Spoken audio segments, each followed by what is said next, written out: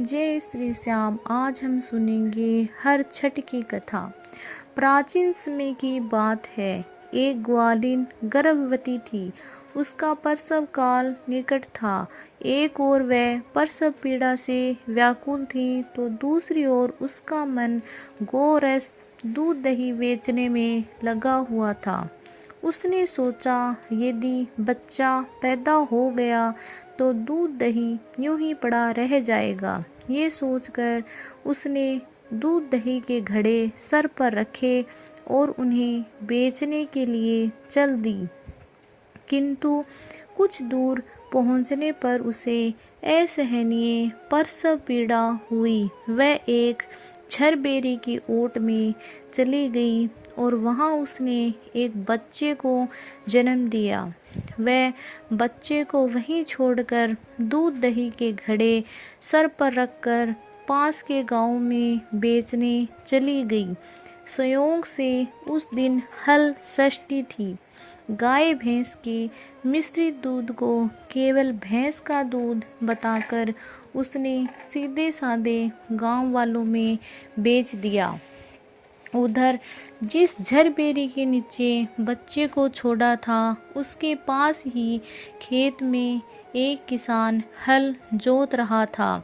अचानक उसके बैल भड़क उठे और हल का फल शरीर में घुसने से वह बालक मर गया। इस घटना से किसान बहुत दुखी हुआ। फिर भी उसने धैर्य और हिम्मत से काम लिया। उसने झरबेरी के कांटों से ही अब बच्चे के चिरे हुए पेट में टांके लगाए और उसे वहीं छोड़कर चला गया। कुछ देर बाद ग्वालिन दूध बेचकर वहां आ पहुंची।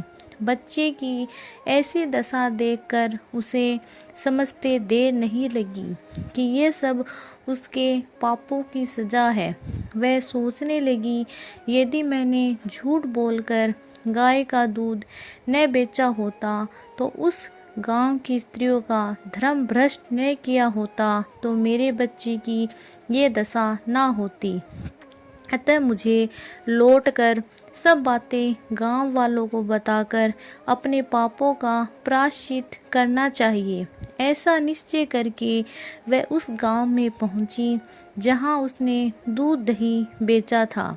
वह गली गली घूमकर अपनी करतूत और उसके फलस्वरूप मिले दंड का बखान करने लगी। तब वहां की स्त्रियों ने सब धर्म रक्षात और उस पर रहम खाकर उसे क्षमा कर दिया और आशीर्वाद दिया। स्त्रियों द्वारा आशीर्वाद लेकर जब वह पुनः झरबेरी के नीचे पहुंची तो ये देखकर आश्चर्यचकित रह गई कि वहां उसका पुत्र जीवित अवस्था में पड़ा था। तभी से उसने स्वार्थ के लिए झूठ बोलने को ब्रह्म हत्या के समान समझा और कभी भी झूठ न बोलने का प्रण लिया। बोलो जय श्री श्याम।